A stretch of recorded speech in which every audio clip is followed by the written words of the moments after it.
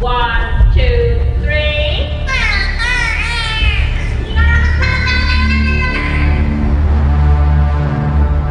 Hello, friend. The Mystical American Patriots Society is transmitting to you from our secret ice fortress and laboratory high in the Swiss Alps.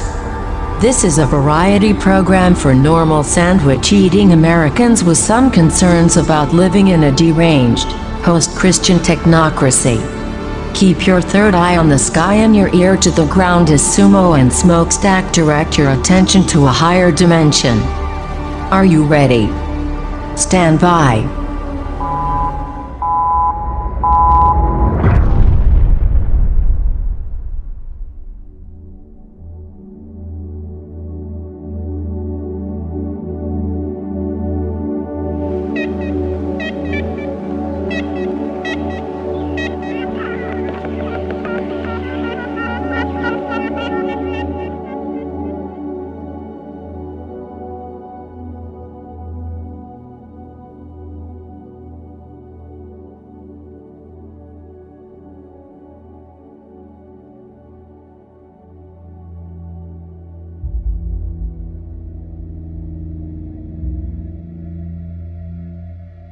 Lying on the floor of the laboratory is a man whose body has been horribly mutilated. As horribly mutilated as the result of the awesome power of an explosion and inferno. A sickening bleak hole dominates what is left of the man's lower jaw. The bones of his left arm are violently broken, and both his legs completely shattered. Half his right arm is missing, and the remainder is a tangle of exposed muscle, sinew, and bone. The man's life is ebbing fast, and he knows it. A wild and careening ride in an ambulance is undertaken to try and save him from the icy clutches of the grimmest of all reapers, but to no avail. He expired at 5:45 p.m. at Pasadena's Huntington Memorial Hospital, and his acolytes remember him this day every Halloween. Bang, the earth is round. Bang, the earth is round. Bang, the earth is round. Good morning. Good morning. How are you? I'm great. How are you? I'm doing okay. I'm doing well. Have you heard about the snake venom in the water? What? It's not true. I mean, think about the procurement process of getting enough snake venom to poison a water supply. That would be... It wouldn't work. It doesn't work. There's this new conspiracy theory floating around. First of all, good morning. Good morning. I have to tell, because here's the thing, guys. Here's the thing. There's a couple things. One is that I'm going to tell you some stuff today which is objectively true, like it's documented, verifiable, and all of these things, but also which is insane. Mm-hmm. And I don't want you... Look, I don't want... How to put this? I don't want you to become... Okay, so some months ago, I had to go to the post office. Do you ever have to go to the post office? Unfortunately, sometimes, yeah. Sometimes I do. Now, the post office, I'm not against the post office. It's fine. I put a letter in the post office or a package, and it eventually gets where it was addressed. Most of the time, right? Mm-hmm. Occasionally, someone takes it and, I don't know, puts it under their Christmas tree, or hopes it has something inside they can skin, I think. Mm-hmm. But mostly it's fine, right? But so anyway, I went to the post office, and there was this guy there in the line that we were all being waved past because he wouldn't move. And he wasn't being belligerent or anything, right? He was just, he had in his hand a dollar bill. Yeah. He was a lanky white guy, probably like 53, something like that, right? Because lanky white guys are always the ones that hold up lines. Yeah. We do. Of all the white guys. Not that I'm lanky, but I am white. Right. Of all the white guys, the people... Now, the black guys that hold up lines are also lanky, but the Asian guys that hold up lines are always chubby. I don't know why this is. It's empirical fact. Yep. You can judge for yourself. I don't know why. But anyway, so he's there, and he's holding up the line, and he's got in his hand a dollar bill, right? And at my local post office, all of the postal workers are black. And they're all nice ladies. They're all black women. And if you go to mail something during Christmas time, they always go, "Shoo, that looks like a good present." Or something like that. Right? Every time. Okay. Or they go, "Oh, someone gonna have a Merry Christmas." Just like that, right? Yeah. And so they're always real sweet. If my daughter goes with me, they will give her a piece of candy. Aww. Right? They're real nice. And one of these black women was sitting there just going, her face was that she wanted to die. Oh no. Right? She wanted to pass, shuffle off this mortal coil. Yeah. And go to the great Wakanda in the sky. Mm-hmm. Right?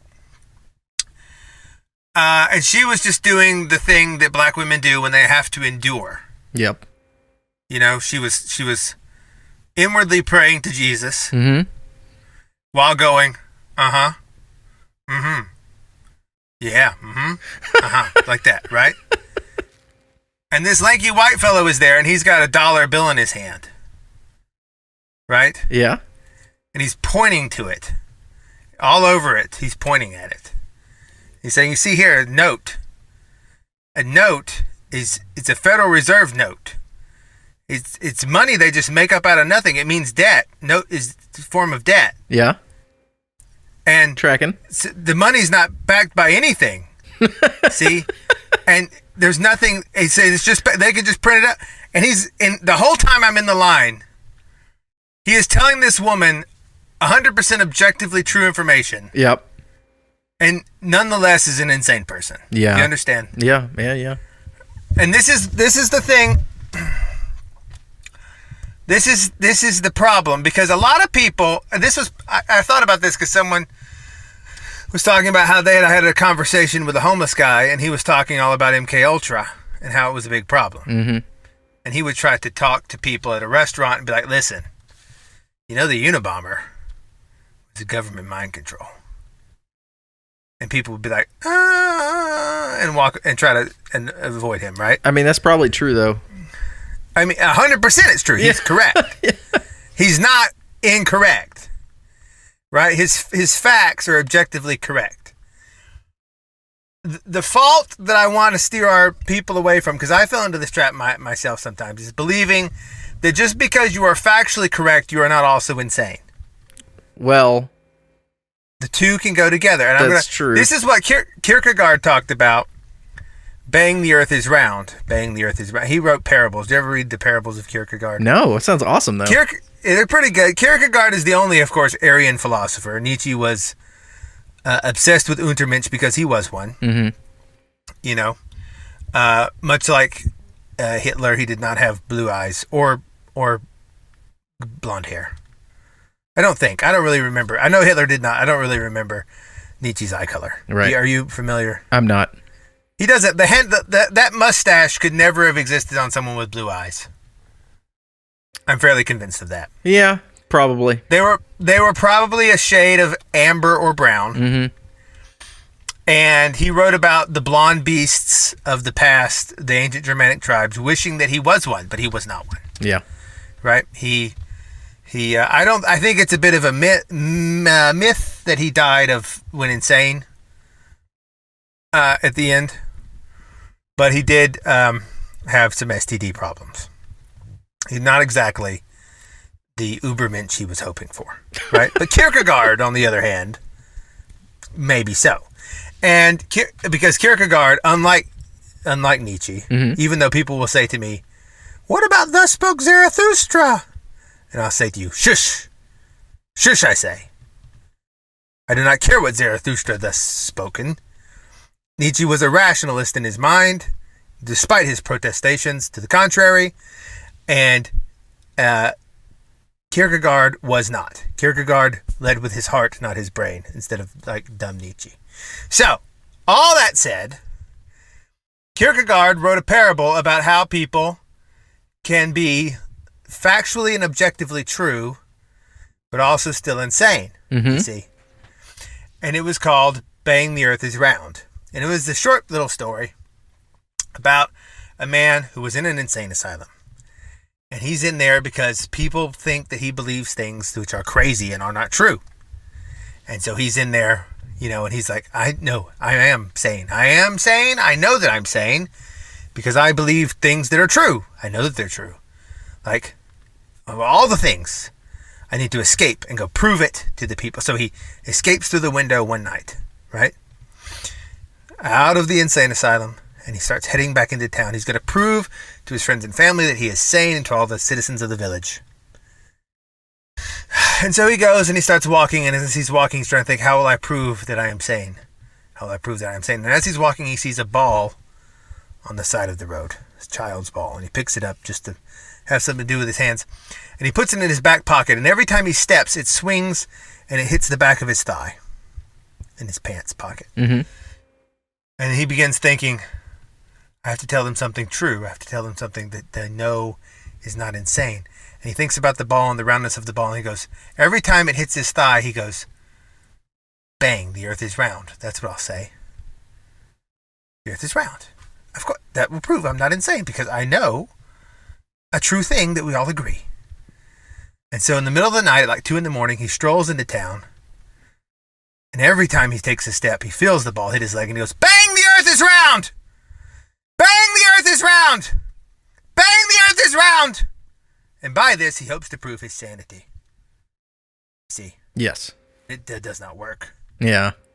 It does not work, you see, because what he's missing is the truth that this is what happens when you become... This is the problem of waking up to the Matrix without actually having escaped the Matrix. Yeah.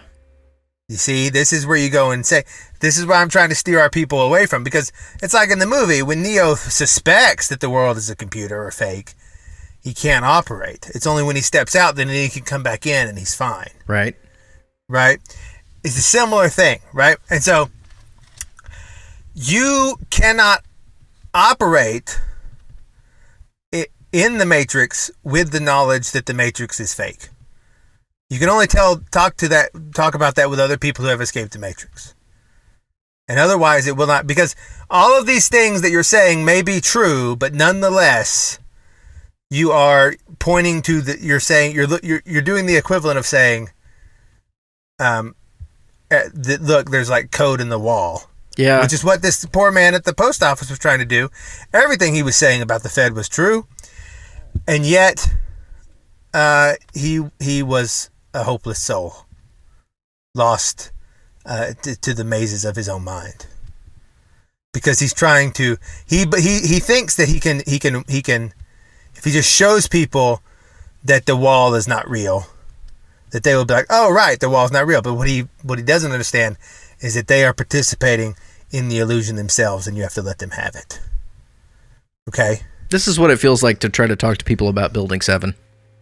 I know, it's the same thing. Yeah. I mean, look, and I don't even like Kierkegaard's parable very much because the earth isn't round. We all know that. I was waiting for this. Right? It isn't. I don't know what shape it is. Look, okay. Here we go. Tell me this, listener.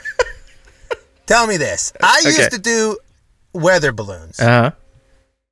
I used to fly weather balloons. Yeah. Right? And they would go up very, very high. Sure. And the first time me and my crew did a weather balloon, I joined a weather balloon crew, as you do. You know, and you can do this too, listener, if you'd like. You can go find your local weather ballooning group, and you can make a little thing, and you can tie it, send it up to a weather balloon, and you can measure stuff like the temperature with altitude, with a little computer on there and a thermometer. And you can measure like humidity and just all sorts of little nerdy stuff you want to do as you go up to the stratosphere, right? And so it goes up and up and up and up and up and up and up and up and up and up and up and up and up and up with this camera on it until it gets to like the edge of space, like it's beginning to look black, right? on the camera. Okay. As people have seen, probably if they've watched YouTubes of high altitude balloon footage.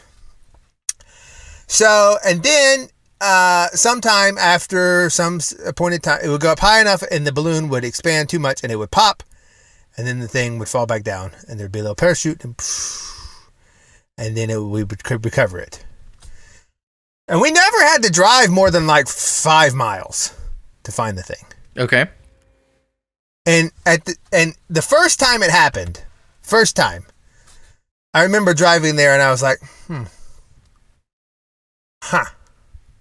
if the Earth is spinning 1,000 miles an hour underneath us, and the thing that keeps us tethered to that momentum is the air around us, the atmosphere, then as this thing went up to almost the edge of the atmosphere, why did it not experience some disconnection from that momentum and end up somewhere far away? Just a little bit. Good question. Just a little bit. Like, how high does one have to go before one leaves this reference frame? And I never really voiced that at the time. But no one has an answer for that. Really. People be like, but I'm just saying, bang, the Earth is flat. Or something. Right? I don't know what it is. It's some sort of rail. But anyway, so I'm trying to help people, because we're going to talk about some stuff today, which is true, and it's a problem, but also you have to be a day walker. You have to be able to you have to be able to leave the matrix and then come back in. Yeah. Right? Like, you have to be one of these people that operates on 2 levels. Like, yes, money is fake, and yes, you don't actually need it, but also it isn't fake and you do need it. I mean, in that guy's defense, I feel insane every time I go into a post office. Yeah, that's true, which is why, can you fault the people that have shot up post offices in the past? Yeah, well, yes, I can fault them. Okay, well, see, that's the thing that could be debated, right? But I also saw similar behavior, and I've noticed this more and more as society breaks down. Mm-hmm. I saw another old man, this time a black gentleman, at Home Depot, and he was returning. What was he returning? I think he was returning door hardware. Okay. Like for a doorknob. And this should take about 30 seconds. Yeah. Because he had the receipt and everything. And he was there like 30 minutes. Oh, no. Because he was talking about how there were no WMDs. I don't know how he got on that topic from doorknobs. I wasn't privy to the start of the conversation. But he was trying to convince this teller, who was also a black girl, it was also a black person, this young lady, that the war in Iraq, which happened when she was a tiny baby, mostly, was under false pretenses. And she could not have cared any less in the whole universe about this fact. Yeah. And she was right not to care. But this poor man, you see, he's trying to live in a world where, like, wait a minute. We went to war over nothing and killed a lot of people. And maybe he fought in the thing. I don't know. Maybe that's what upset him. And it was for nothing. And that doesn't bother anybody. How can that not bother people? It must bother them since it's true. And I can't live in a world where that doesn't bother people. And so I need to convince them that they should care. And so I'm sure it became a kind of thing where he began to talk to people sort of regularly about it.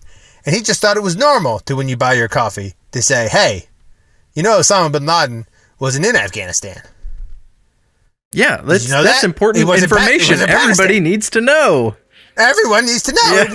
What were we even there for? Yeah. That's a good question. He's right in a way. And the thing is, he's right. Yeah. Right? He's right.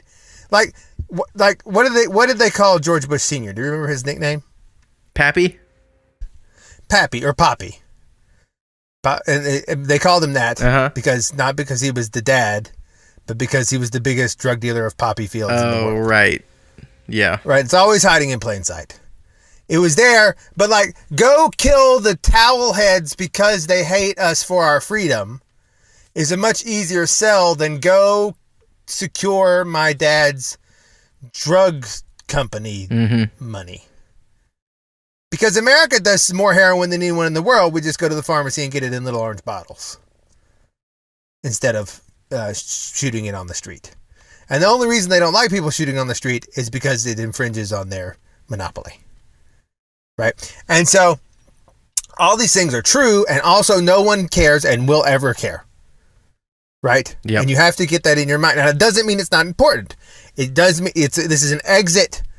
It's a door out. But you have to understand that only you can take the door out. Well, part of people's problem with this is being sort of over-socialized, where they can't handle the fact that other people are wrong or disagree with them or don't understand something. Yes. That's very true. People really don't like to be disagreed with. Yeah. Or to think that they are wrong. There's a weird, it's sort of a weird modern problem where, I don't know, maybe it's not modern, but there's this expectation that everybody in my society is going to understand and believe all the same things that I do. And if not, this must be fixed.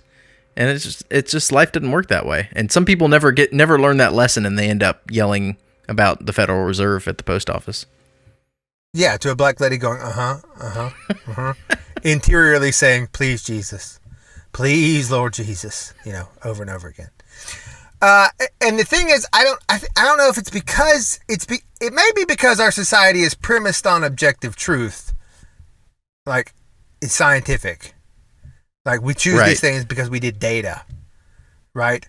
And so that disconnect may be too much for people to handle, because that itself is not true, right? And so when people the systems of society function, I forget who said this. The systems function, but only as a placebo. They work as long as you believe in them. Yeah. And once you stop believing in them, and this is why people have to continue to believe in them. Yeah. The dollar has value as long as you believe it has value. The government represents you insofar as you believe it does. Right? And so forth and so on. It all works just on that. Because we live in a faith-based system, basically. And this is what that guy was trying to say. Like, this is just backed by faith. It's just faith. And he's 100% correct. Most people in this country are still under the delusion that the dollar is backed by gold. Really? They don't. Oh, yeah. If you talk to normies, you'd be like, they're like, they have gold in Fort Knox and stuff to back it up. And that isn't true. It's not even formally tied to the gold anymore, as you all know. And two, most of the gold in Fort Knox is probably abandoned and stolen by the Poppy family and the Clintons or whoever else, right?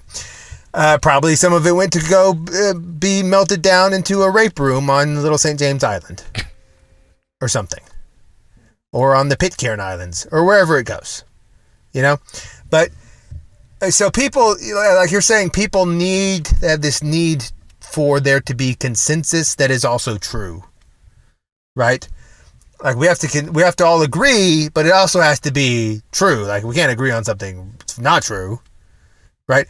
And so people will do one of two things. They will either force themselves to believe the thing that is has the consensus, or they will reject the consensus and try to change everyone's mind.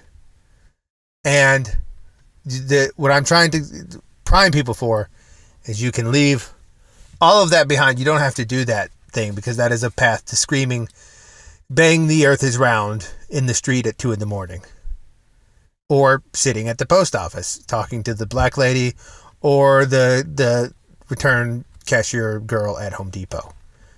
And there's no way to live your life. You will spiral and spiral and spiral and spiral and spiral, and you will never get anywhere. And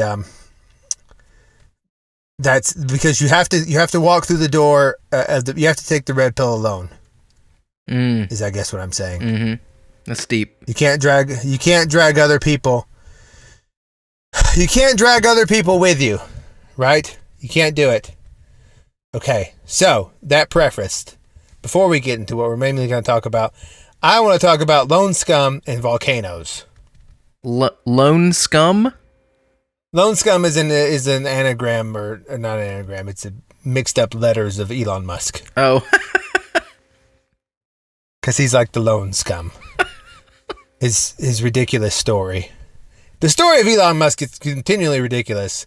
And I want to point it out to people so they stopped believing in Elon Musk and that he's going to save you by buying Twitter or running for, or whatever you think he's going to do. Okay. All right. But my other thing is, why aren't we using volcanoes as energy? If the world actually worked as people present it, and like we're trying to like do things and like be green and have power, like a lot of countries have volcanoes.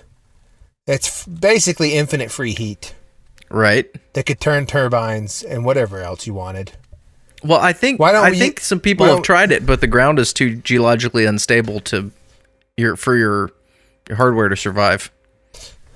Because you need to put heat exchanging pipes in toward the hot parts, right? And then if the ground shifts or some lava blob comes up or the rock cracks, then all your gear is wrecked. But do they not do this in Iceland? Do they?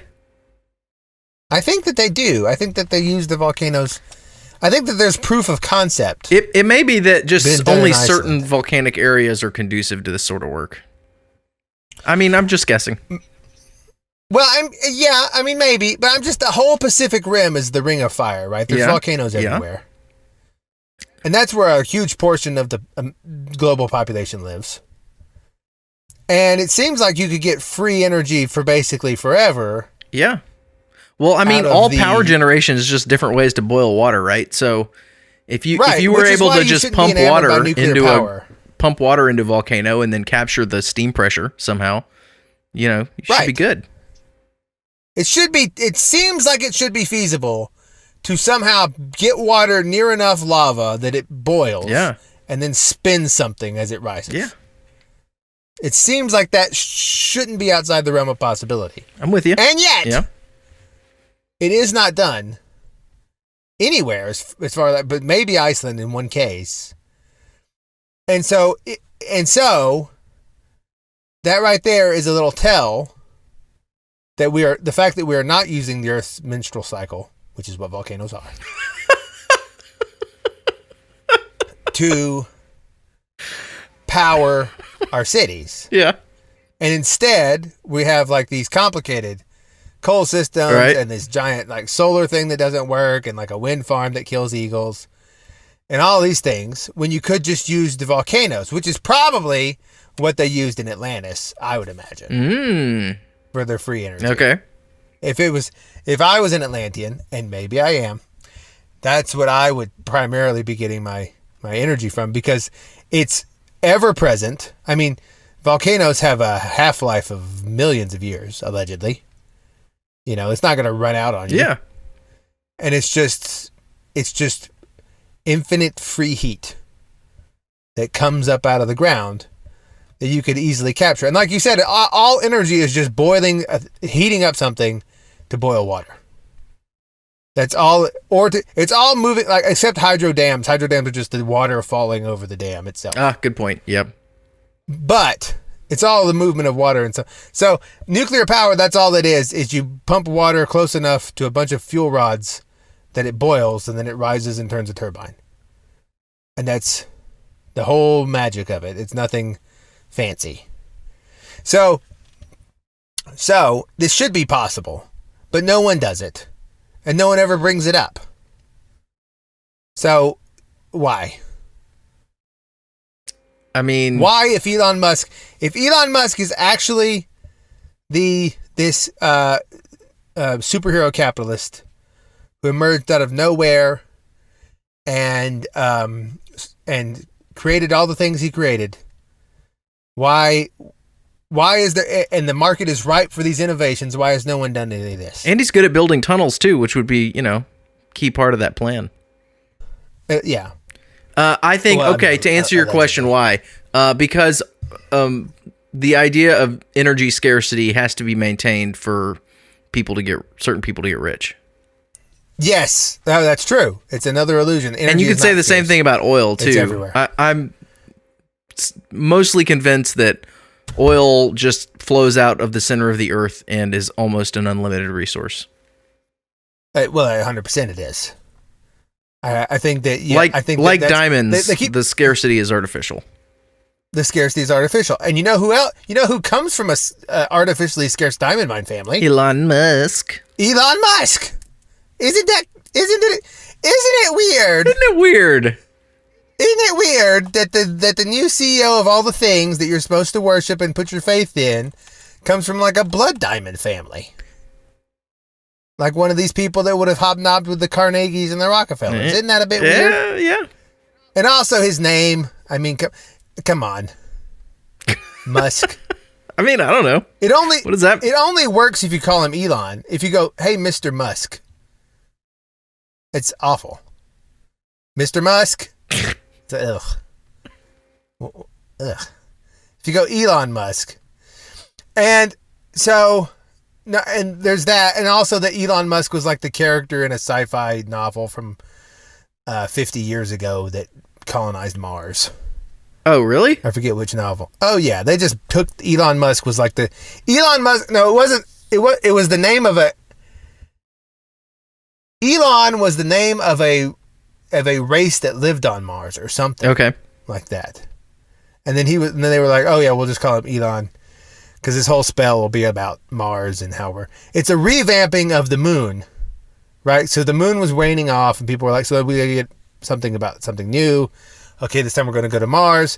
People don't trust NASA anymore. What do? We'll have a private space company. We'll call it SpaceX. And we need a guy who can fill the role of this character.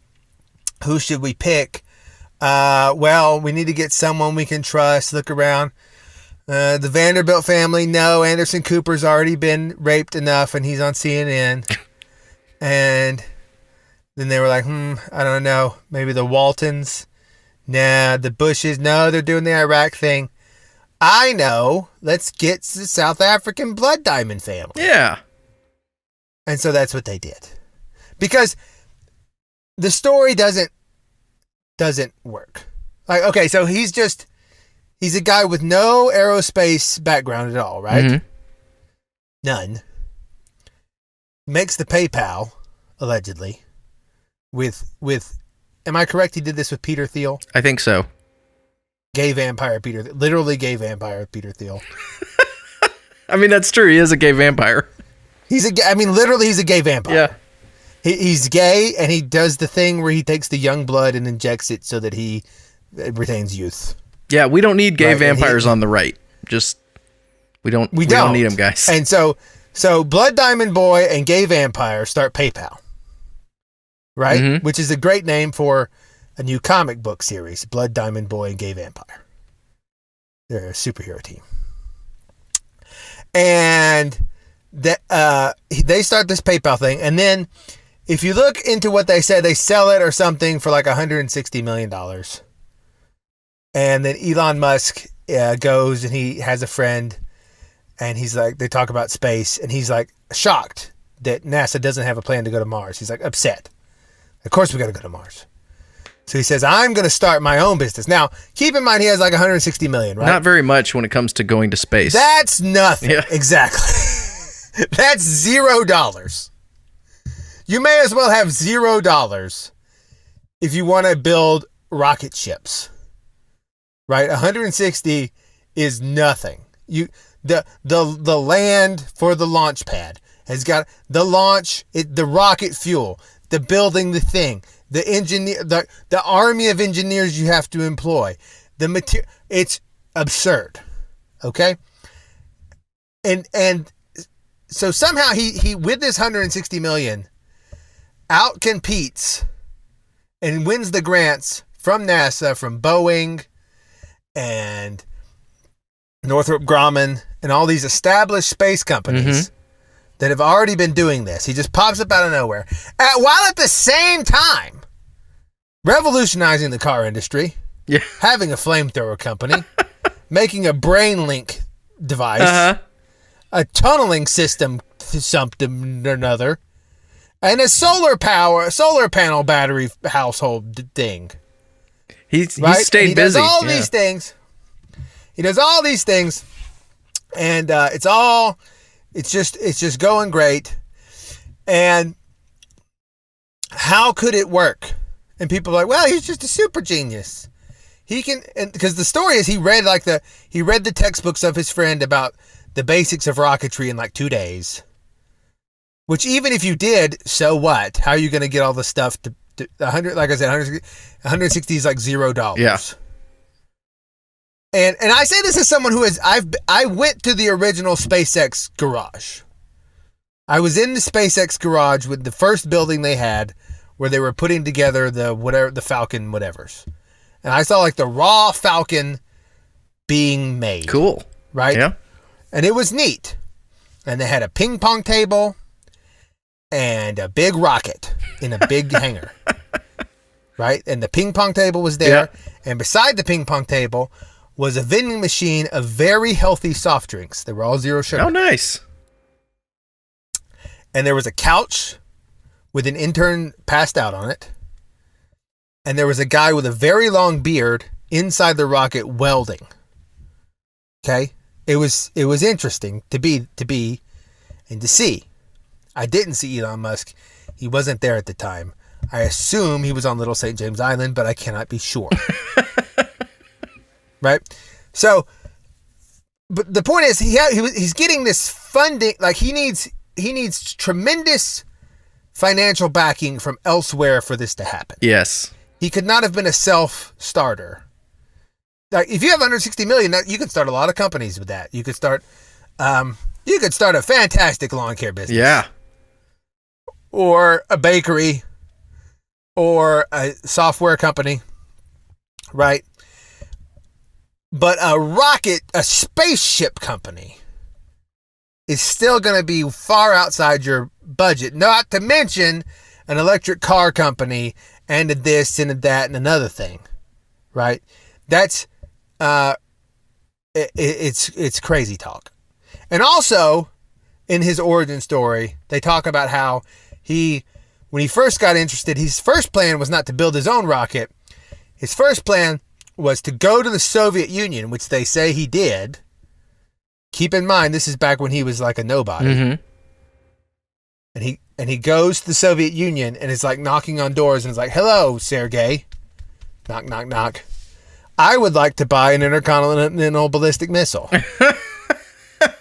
And they were like, how much money do you have? He was like 160 million. And they laugh in his face and shut the door. Because you couldn't buy one ready-made for 160 million. Yeah. I mean, just transporting it where you wanted to go would cost that much. To the launch pad. You know how big a rocket is? So, that's like saying you're going to make a submarine, like a military submarine company. Yeah. You know how much $160 million does not buy you even like one fighter jet. Right? It won't work. And yet he's going to go to space over and over. And this is for years, he has no functioning product that does anything. He's just building rockets and like testing them and trying. Where is the funding coming from? The funding is coming from all of the creepy people at the creepy table who are setting him up to be the Judas goat for the right wing, who leads them astray. Like another one. There's always so many for every side. But so what he does is he fulfills the myths that the right wing likes to believe in. He's a self-starter. Capitalism. He built it from the ground up himself. He believes in entrepreneurship and going to space and all of the stuff, right? And people are like, yeah, Elon, we love him. Blah, blah, blah, blah, blah. And then he plays his Pied Piper song and everyone follows him and you just sort of walk off the whatever merry cliff he wants to dance you off of. So that's my scree against Elon Musk. Matt from Quantum was talking about him this week and he was 100% correct. Yep. It just can't. No, I don't trust that guy at all. No, and his name is Musk. He's a blood diamond boy who built PayPal with a gay vampire. And his name is an anagram of lone scum. Right? It's not real. Just again, like Musk is like a sexual term. Right? It's my odor. Right. They can't not give it a sexual name. My romance odor. They can never not do that. Okay? And scum is also a sexual term. True. Right? So, the lone scum, Elon Musk, and Elon is the fictional race. It's all nonsense. Okay? It doesn't happen. It's for you're just being let off a cliff. Now, why do they make rockets though? People will say, but he really makes the rockets. Yes, he does. What? Okay, and they're like, well, if they're not going to, they're making rockets to ritualistically have sex with the sky. What? It's a giant penis thrust into the sky. Now, Bezos's is definitely a giant penis. Right. That's why they make the head look like it do on so many of them. And why they have the two side rockets. Because they're the two testicles. It's always it's right in the open. It's a giant phallic symbol going up into the air. And they always do this on pagan holidays like Saturnalia or Bacchanalia or whatever. If you look back in the Greek calendar when the launches happen, it's 100% always on one of these days. Wait, 100%? Yes. It's like never not the case. And their cover for that is like, well, they would do this on days when it was like the summer solstice. And that just happens to be, because of the most daylight, the best time for us to do it. Right? They always do it on these days. And they goes up. Are you talking about the big public launches or all the launches? Because, I mean, there are other companies putting rockets into space on the regular. I mean, satellites go up all the time. So it's not every... Well, A, allegedly, but B, yes, like the companies that, like the SpaceX. Are you talking about the highly publicized launches? Are always on? Like the big ones. Like the ones no one cares about that doesn't have a magic spell attached to it. Right. But anyway, all of the big ones are always on one of these things. And it's a phallic symbol with like a head on it that's meant to look like a penis with two testicle rockets on the side. And it goes up and you're basically banging the sky, because the whole thing is having orgies with the sky beings. It's like the Enochian tale of the angels coming down and having sex. It's the same thing. And what they were probably doing in the olden times, how this was maybe accomplished, was through a similar sort of ritual where the priest would wear a mask of whatever the demon was or the god, and then he would embody that and then have sex with the women, and this would do this. It's always this weird ritualistic thing, and that's why the space program is there. I mean, NASA's logo is literally a snake, forked snake tongue, and NASA means to deceive in Hebrew. So the deceiver, NASA, the snake tongue having sex with the sky. Are you following? Absolutely. Okay. So we've established the Earth is flat. I'm glad we did that. Now, just kidding. We went that's a little far. I don't know what shape the Earth is. I'm just saying, keep an open mind. And while we go down this road, because I want to talk about today a little book called Last Things by Nick Redfern. We talked about Nick Redfern before, haven't we? I don't know. It sounds familiar, but I couldn't tell you who he is. He's the guy that wrote the book on the Men in Black when we did the Men in Black show. Gotcha. Okay. That's why it sounds familiar. Great researcher, poor dresser.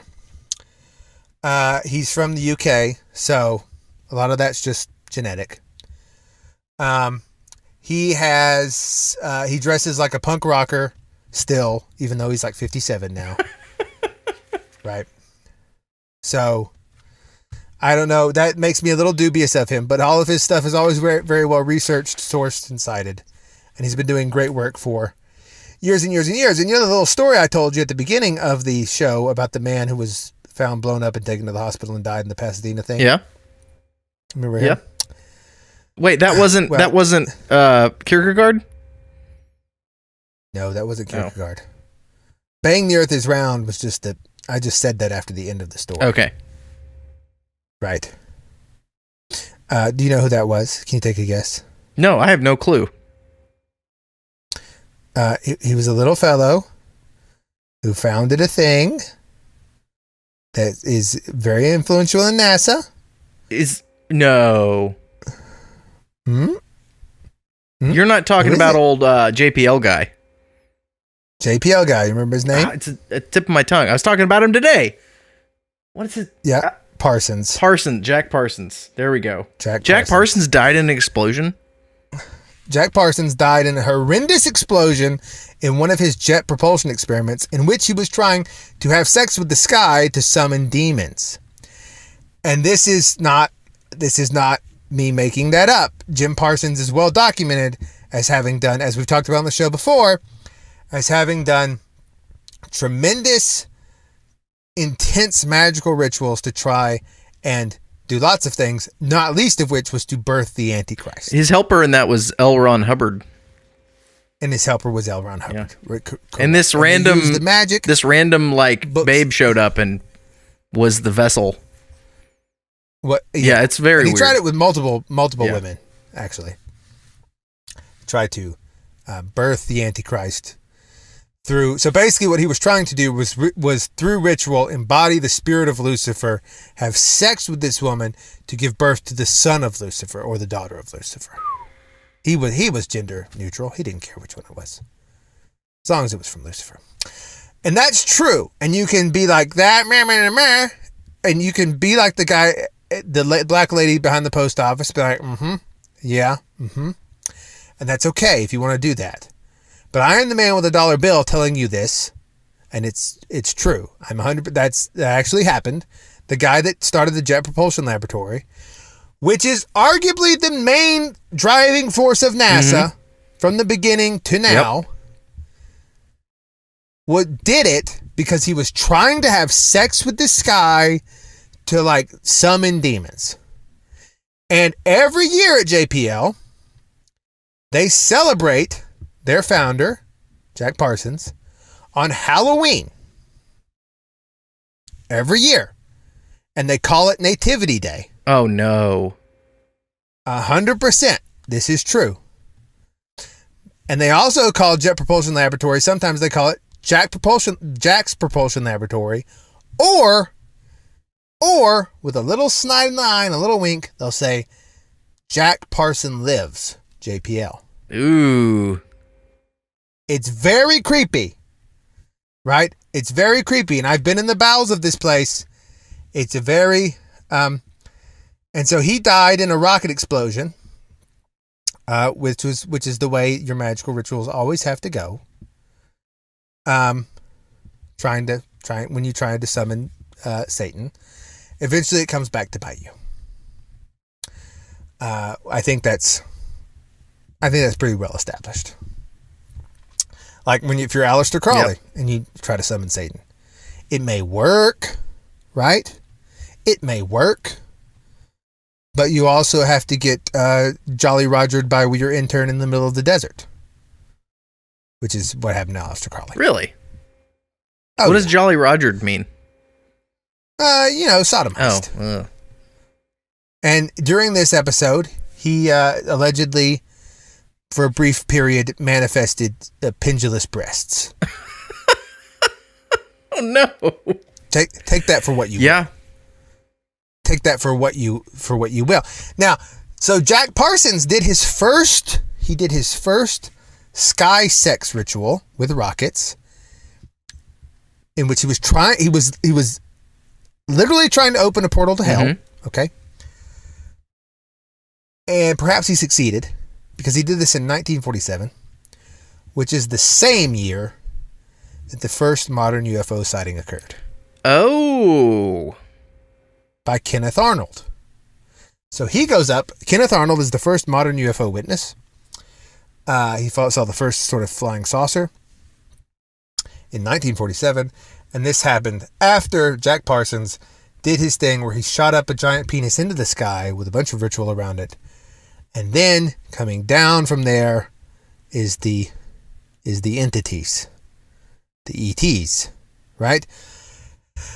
And so one could be forgiven for perhaps thinking this may not be exactly what people have been sold it is, the whole alien thing, especially when people like John Dee, the magician who we've talked about on the show before, described his encounters with angels, quote unquote, that he summoned, as flying around in fiery little clouds. Yeah, I mean, it sounds like UFO sort of stuff. Sounds like very UFO. I don't know why they materialize as this. That's left as an exercise to the reader. John Dee, for listeners unfamiliar, John Dee was the court magician to the British royal family during... who came up with the idea, who by looking into his showstone, which is an obsidian mirror, and doing candle magic, said he was in communication with the Archangel Uriel, who, after Uriel instructed him to do some wife swapping, revealed to him the secrets of how to start the British Empire and some other things. Allegedly, the Philosopher's Stone, whatever that is. And that's because there's always a connection between technology and sexual perversion.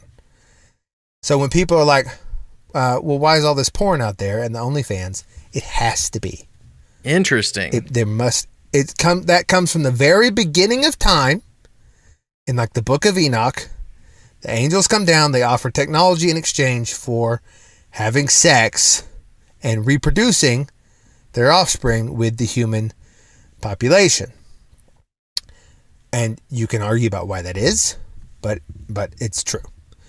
So, on November 25th, 1991, it was a cold day in Lincoln, Nebraska.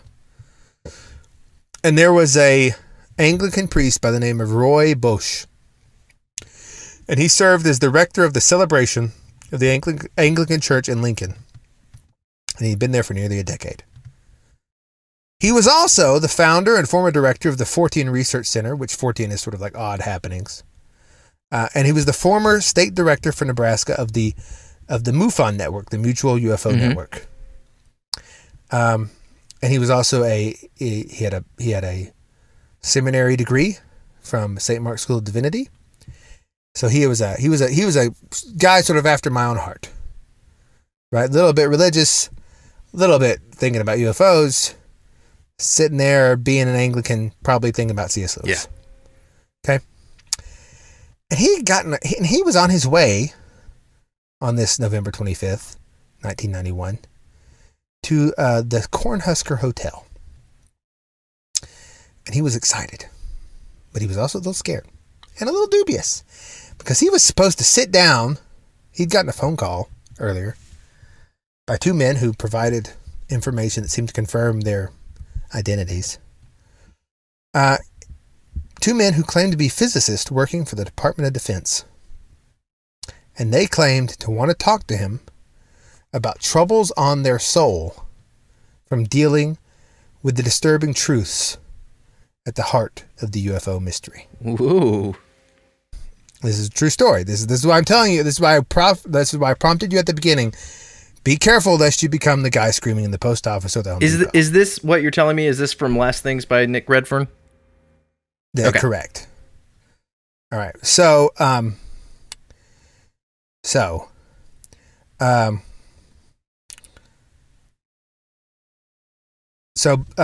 Ray Bosch, he says, look, I didn't know why they contacted me. And I had no idea why they tracked me down. Like, I was nobody. I lived in Lincoln, Nebraska, for goodness sakes. Like, where is a less important place? Okay, yeah. Right? Seems odd. And I just happened to be maybe a guy who had the correct overlap of things they needed to talk about. I knew a little bit about UFOs, a little bit about this Fortean stuff, and about Jesus. And so he gets this phone call, and he says, we'd like to get together and have a long conversation. And I arranged the time, and at the hotel, and it was a lengthy 3.5-hour discussion. And most of the time, he said at the first meeting, he had a couple after, was just spent trying to verify these people were who they claimed they were. And also trying to get at the heart of like, well, why did you pick me? Mm-hmm. And this plunged Ray headlong into a strange and surreal world of classified DoD projects, secret meetings with other members, deep throat style sources, stories of very disturbing encounters with what were described to him as NHEs or non-human entities, which many within the UFO research community believe are aliens, but that certain elements within the DoD believe are nothing less than the deceptive minions of Satan. Whoa. Which is what these two men said. So basically, they came to him and said, look, we don't know who to talk to about this. We sort of searched far and wide, and we just sort of saw you kind of by chance that you were in this little article about like a priest that was like into UFOs and stuff. And so we decided to contact you because we're in fear for our mortal souls. And he said, oh, really? He said, look, here's the thing. We work for the DOD. And for a while now, certain elements in our department have been trying to contact NHEs, non-human entities. Because there is a faction within the DOD, these men claimed, that is certain that they are real. But there's large debate about what they are. Some of them think that they are aliens, extraterrestrials. Some of them think they're interdimensional beings. Some of them think they are straight up spirits. But that they are real and that we can use them as a weapon. Was Michael Aquino involved in any of this? Not to my knowledge. Not to my knowledge. And they said, at first when we got into it, we thought we were dealing with like a Blue Book project thing. Like Blue Beam, you mean?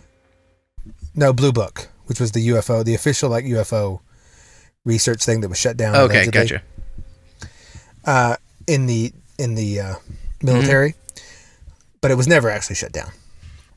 But they thought, oh, okay, well, this wasn't shut down, and they want us to like be the UFO guys. That's a cool job, sure. But when we got in there, we discovered a world, not only of like watching the skies and trying to measure weird objects, but also like we were summoned to things where there was like this weird ritual element going on, and like people would like sit in a big chair with electrodes hooked to them and like speak in another entity's voice. Ooh. And we began to feel very much like this was bad and that we were doing something bad here, but we didn't really know who to go talk to about this.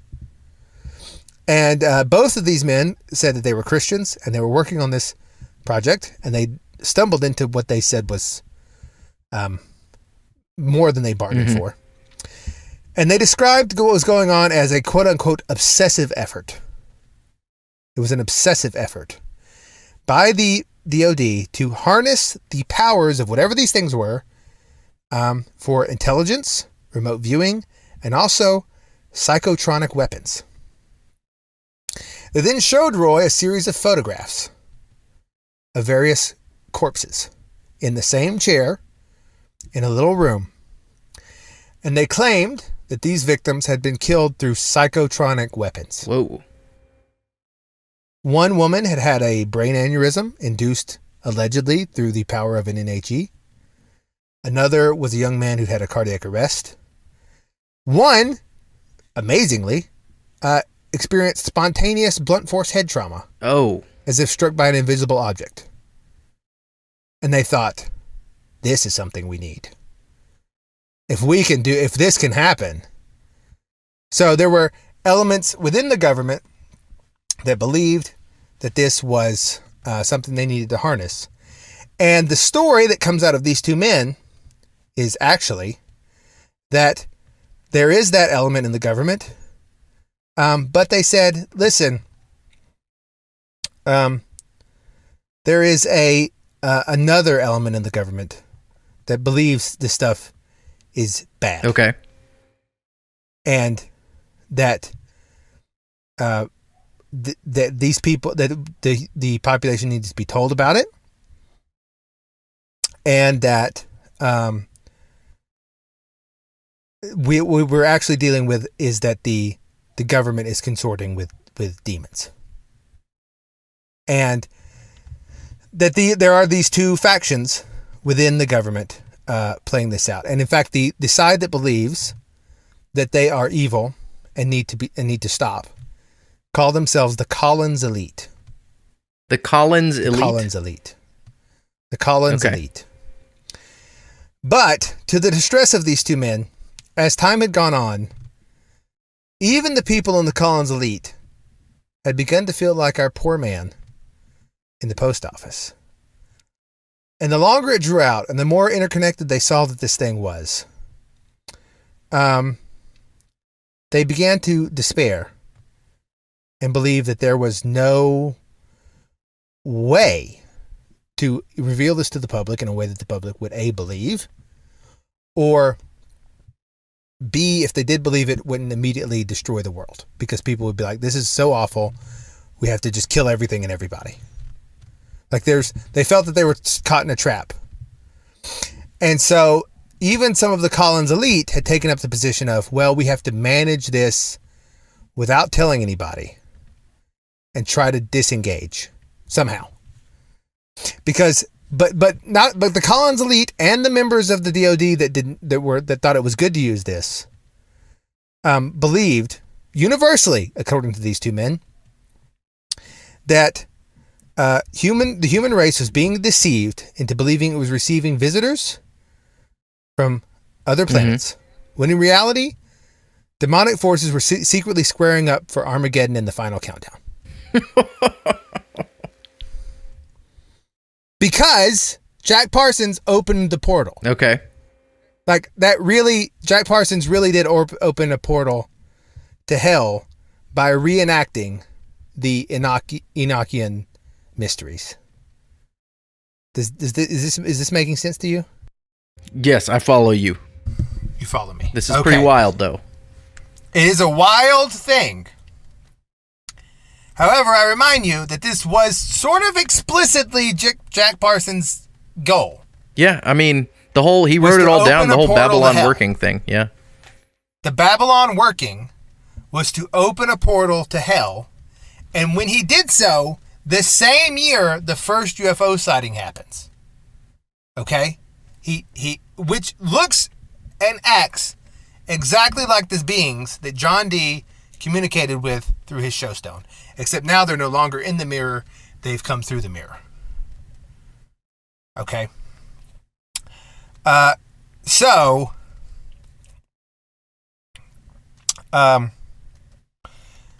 Ray Bosch concluded that a valid way to distract people is the two camps, the ET believers and the skeptics, while the real story of what's happening is buried. So there's a lie. The ancient art of deception is this. See, is to create two lies and get people to argue over which one is the truth. Yeah. And that's what people are trapped in all the time, in all areas of politics, all areas of the stuff. Is both what people are arguing on both sides is wrong. People are like, COVID isn't that dangerous, or COVID's super dangerous. And the correct answer is viruses aren't alive. Do you see? You're arguing over or it was created in a it's like, no, it wasn't. Or the snake venom thing. Like I started the show talking about the snake venom. There's this conspiracy that sort of took the truth community by laughter because it was so ridiculous. Okay. But a lot of people were drawn into it, which is that there was a video released, you can find it on BitChute I think it's called Something in the Water. And it was saying that the reason the shot hurt some people and didn't hurt other people, and the reason COVID took off in some places and didn't in other places was because what they were actually doing was putting snake venom in the water supply in selected places. and that the COVID DNA RNA vaccine was interjecting snake DNA into the population. Yikes. To get them to basically now this isn't true, in my opinion, in all probability. Nonetheless, if you watch this video, this guy has insane amounts of circumstantial evidence where you go, Now, I believe that's all a distraction. I believe that's all to set you up to be the guy. That's the ancient art of telling two lies and getting people to argue over which one is the truth. Okay. Right. That sort of thing of like, well, it's the Chinese did it, and it was a pangolin and a bat, and the pangolin and the bat had sex, and that gave birth to a COVID virus, which got into a pig, which got into a monkey, which got into you. Right. And then the other camp is like, no, it was just a variant of the first SARS, and it went around, and it's not anybody's fault. And people just argue back and forth, and it's like Fauci, mask or no mask. It's like, and all of it was for nothing, I think. Right? It's just two lies. This is the thing about NASA: is the moon landing real or is it not real? Are we going to Mars or are we not going to Mars? And the real answer, and people argue back and forth about that, And the real answer is, doesn't matter. It's a ritual to open a portal to hell. See, you just have to jump over all the conspiracy. You jump over them. Yeah. It's not where it is, right? You just go past it. Because they're always trying to get you to argue about which lie is true. And that's why no one can ever win, because they're both arguing for a lie. So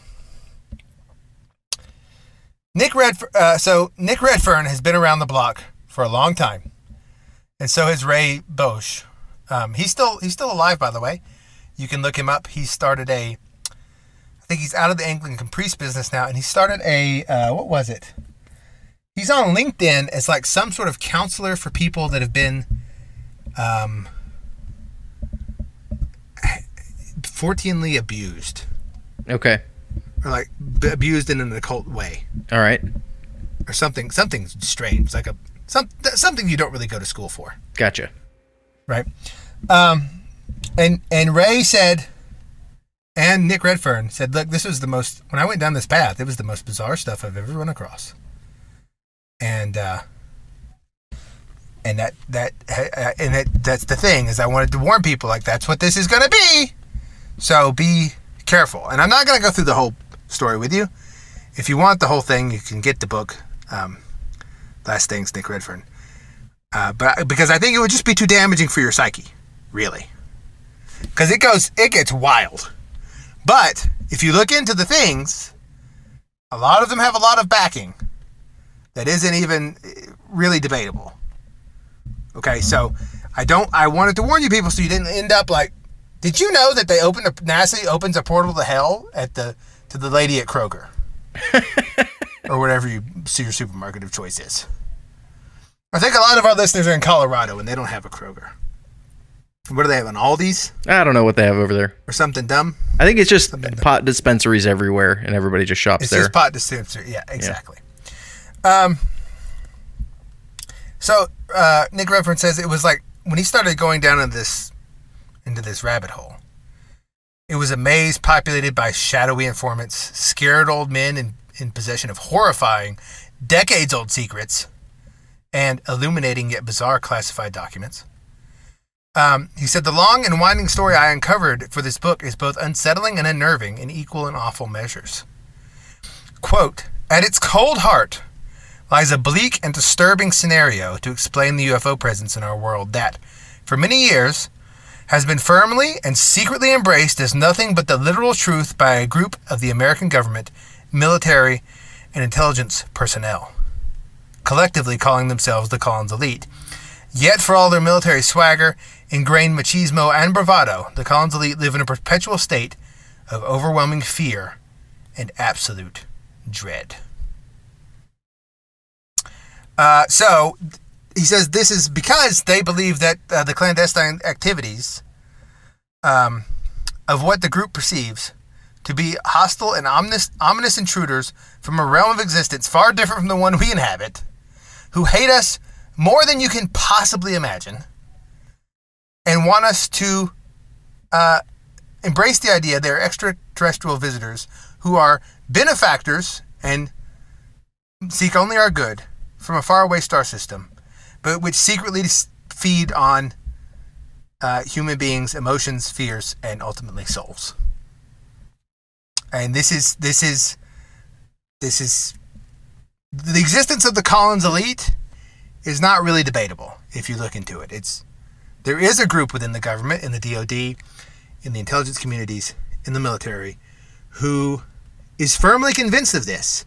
Now that's upsetting for two reasons, on two possible fronts.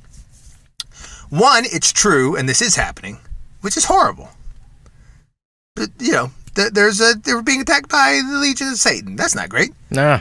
Two, it's not happening, and there's a group of extremely unwell men in charge of all the weapons who are outside of their minds. Yeah. Neither scenario is good, but they exist. The Collins Elite exists.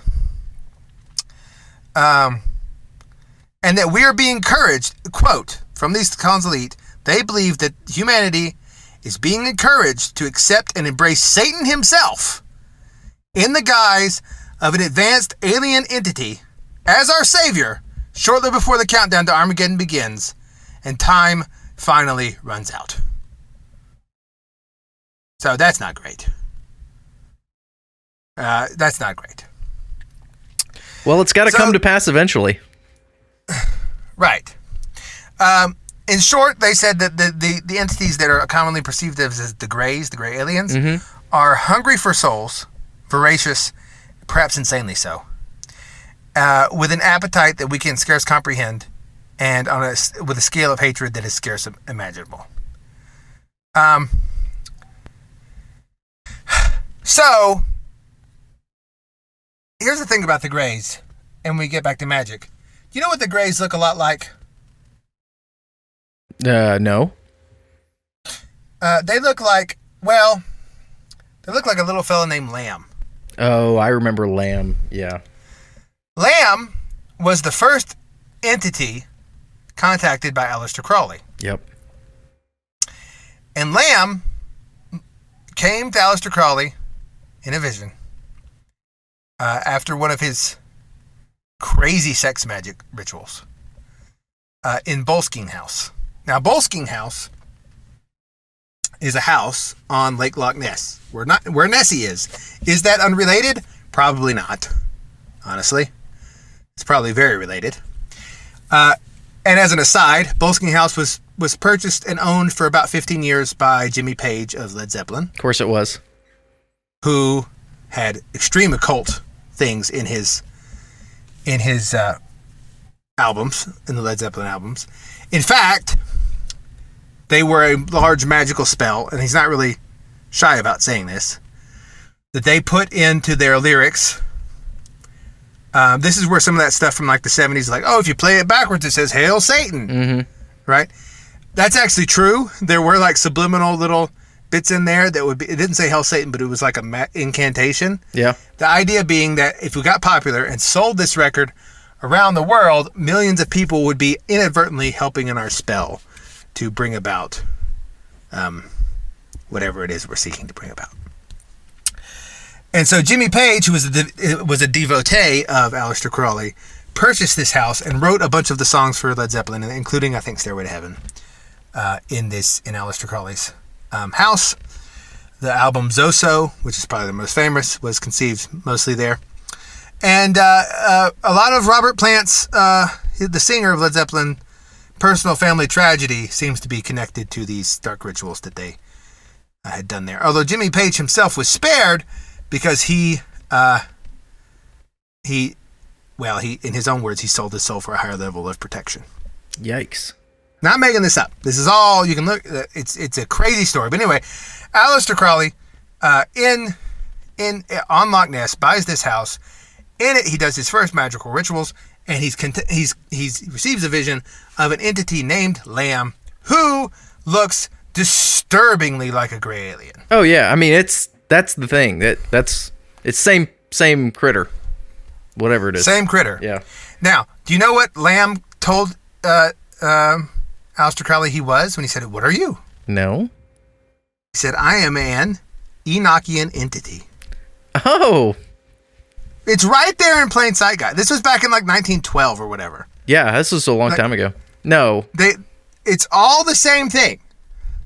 This is what is happening, and you can believe it or not. Crowley wasn't 1912. I thought he was like in the 30s. Or whenever. Yeah, but, it was a while back. Early 1900s. Yeah. He was insane. And so, basically, and we have to keep this show a little shorter today because of reasons. And I don't want to get into it too much. And I want to talk about one more thing before we close. But there is strong evidence from multiple different angles that aliens are demonic forces that a large group in the government believes they are, but doesn't know what to do about it. Some of them think that they can make a sort of Faustian deal with them and stave off the end of the world for a little bit. Mm-hmm. Others think this is a horrible plan, but don't know what to do about it. Their portal was opened by Jack Parsons, the founder of NASA and JPL, in a sky ritual in which he has sex with the sky through the rockets, which opened the door for the first UFO to come down, seen by Kenneth Arnold in 1947. Founded on with the help of the guy that founded Scientology, Ron Hubbard, to birth the Antichrist using the magic of Aleister Crowley, who had a house on Loch Ness in which the album Zosa was written. And that's the story. I'm just picturing you in a post office right now, like yelling this. This is why I don't go to the post office. Because I've been in that guy's shoe before. Because I understand, like, you want to tell people, like, do you know how insane the world is? You're sitting here, like, mailing stamps, woman. What are you doing?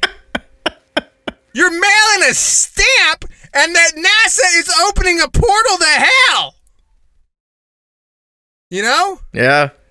But. Know that feel. Bang the world is round. Doesn't help. That's the message of this. Bang the world is round does not help because A, bang the world is flat or something. And B, even whatever it is, doesn't matter because sanity cannot be judged from within the matrix. It can only be judged from without the matrix, and your sanity cannot be validated by those still within the matrix. All that said, what do you think about the recent trend of food plants burning down? Yeah, I think that there is good segue, by the way. Thank you. Wait, I had a segue thing. Here we go. Segue! Transition. We need to get a great soundboard. What? My soundboard is great. What are you talking about?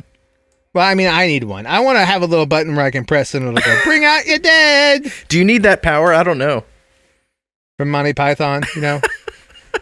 Or something that would be like, yeah, baby. Well, there's a lot of power. I mean, I'm tempted all the time to just do this. If I said you had a beautiful body, would you hold it against me? There's just all sorts of things on it that I don't get to use. Anyway, yeah. Back to your question. Yeah. What do I think about all the food plants burning down? Because we'll first go over with the people what's been happening. Okay, so for the past, it's been going on a little while, a few months now. But all these seemingly random accidents are happening at food processing companies. So the Azure Standard warehouse in Washington State totally burned down. They're a huge like organic food distributor. Mm-hmm. Various meat processing plants, distribution centers, warehouses, grain milling, it's been a lot. Fertilizer factories and warehouses, all sorts of stuff that's connected to the food supply. There's been a string of industrial accidents, fires, in some cases plane crashes, although the plane crashes didn't really do any damage. They seem to be at most symbolic, but probably just coincidental, because the real significant damage has been things like boiler explosions or unexplainable fires, things like that. And it's a lot. I saw a map, and there was probably, and I'm sure some of these cases were not huge, and some of them were pretty significant, but something on the order of 40 or 50 on the map. I don't know, don't quote me on that, but it was a lot. And it's coming at a time when there's already global trends involved, as we've covered on the show many times, about famine. There's all sorts of trouble with fertilizer supplies, getting the wheat crop harvested and the new one planted. Of course, Ukraine is not in the game, and they're a huge breadbasket country. And then I saw the Rockefeller Foundation. I looked into this yesterday for a little while, and right now they are wall-to-wall food on the Rockefeller Foundation website. And it was only the end of March that they transitioned the website from all about pandemics and COVID to all about food shortages and nutrition and food nutritional research and all about food. And I want to dive into this a little deeper, but just in flipping, I got on a Wayback Machine and was flipping through the past versions of the Rockefeller website. And they seem to be like a leading indicator of what's going to be the major global narrative. With what they're bragging about funding research on or initiatives or whatever. But to go back to your question, what do I think is happening? I think at the surface level, probably there's, fourth generation warfare sabotage activity going on between the United States and Russia. And we're just like blowing up each other's stuff. Like we're both blowing each other's food stuffs up? Well, I think in America it's more related to food, but in Russia also, they're the largest chemical plant in Russia that is a big petrochemical refinery just went up, and their equivalent of JPL, or their sort of their DARPA sort of facility went up in flames mysteriously. So there's things going on in Russia too that are strange. From what I've seen, it hasn't necessarily been directly related to food, but it does seem that for whatever reason, whoever's behind it, the U.S. food supply is under attack from many angles, both at really the global food supply. And one other thing I've noticed is I've been kind of keeping up with the fertilizer supply situation in different areas of the world. And earlier in the year, I probably reported on the show that farmers in South America, specifically Brazil, were having trouble getting contracts and fertilizer and all this stuff. That has been resolved, and shipments of fertilizer are making it into Brazil, and they're planting their crops. And I looked into it a little bit further, and Brazil is a huge agricultural trading partner with China. And so what I think is happening is that the countries of the BRICS Union are securing for themselves fertilizer harvests. They're shoring up their food reserves and protecting their infrastructure, while at the same time doing things to mess with the food infrastructure in the West. And I wouldn't care to speculate who may be complicit with the BRICS countries in messing up the Western food supply infrastructure. But it seems to me that is certainly going on. And in fact, the Rockefeller Foundation is so hyped up about this food shortage thing that one of their head honchos, whose name I don't remember, maybe I've got the page open here. I don't. But one of their head honchos at Rockefeller has declared that within the next 6 months there will begin global famine. So they have announced it with a start date within the next 6 months.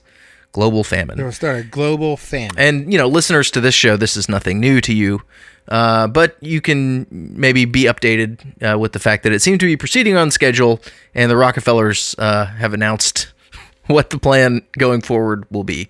Sort of like how Klaus Schwab was talking about global pandemics before COVID hit, and so was Fauci and all those guys.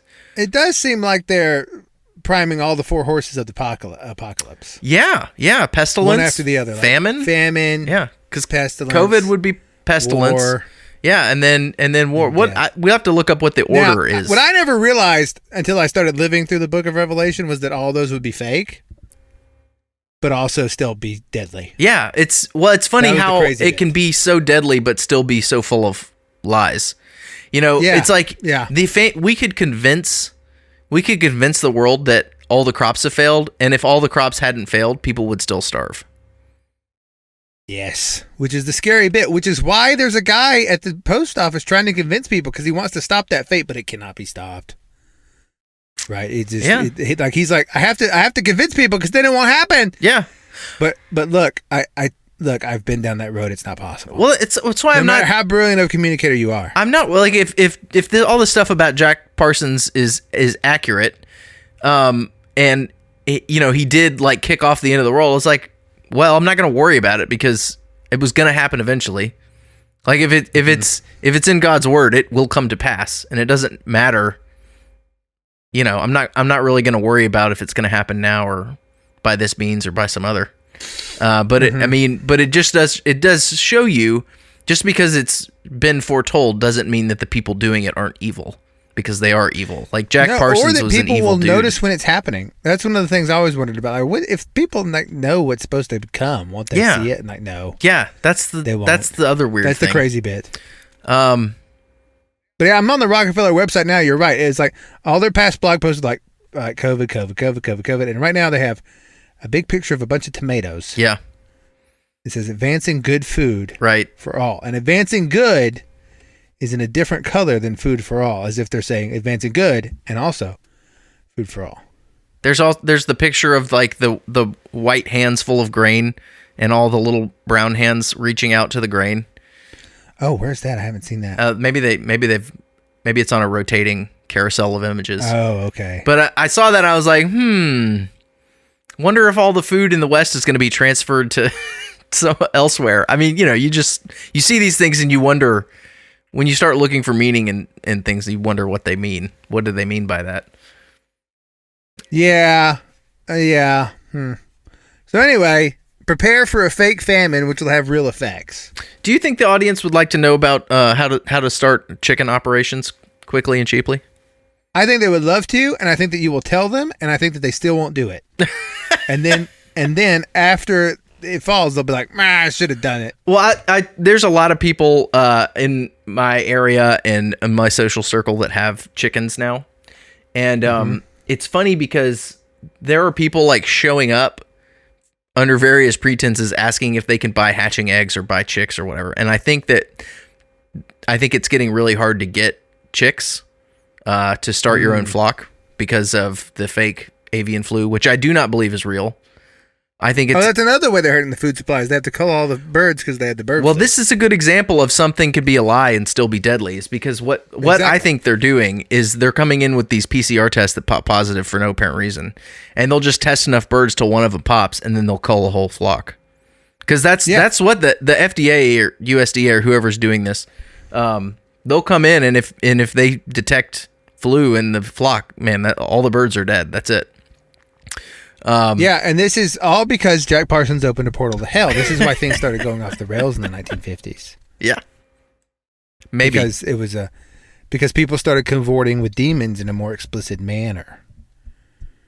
Right. That's why this happened. Yeah. So anyway, I guess prepare for a fake famine. Maybe we can talk about chickens. I'm all fired up about chickens right now because I just hatched a bunch of eggs to add to my flock. I saw that. And there's more. Do you do the thing where you eat the tiny, tiny baby chickens? Do I eat them? No. Yeah. No, in China, because China does everything weird with food. They eat like the babies. Oh, that's gross. Well, they would say you're gross. Well, they would be wrong. I have in my garage some drinks from China. Okay. And they're like little bottles, non-alcoholic. But it says Swallow Nest drink. And I thought, I wonder what that's made of. Do you know that about 75% of the groundwater in China is undrinkable because it's so polluted? I don't doubt it. But anyway, I turned my bottle around thinking, I wonder what the ingredients are. And it said water and swallowbird nest. What? So I opened it. That's the ingredients? I opened it, and it's like a gelatinous, watery thing. And if you drink it, it's like there's little particles of hay in your mouth. Are you kidding me? It's like they took a swallow's nest and made a beverage out of the swallow's nest. That's the worst thing I've ever heard. It's awful, but it's supposedly good for allergies. I'm rolling the outro. I don't know. I'm not drinking this. I'm sorry. That's dumb. You want me to send you some? What? No. I want you to throw it in the fire. That's awful. Well, I have all these bottles of Swallow's Nest, and it feels disrespectful to the swallow. Okay, send me one. I do want to see it. You have to taste it. It's not good. I want to see it for myself. Okay.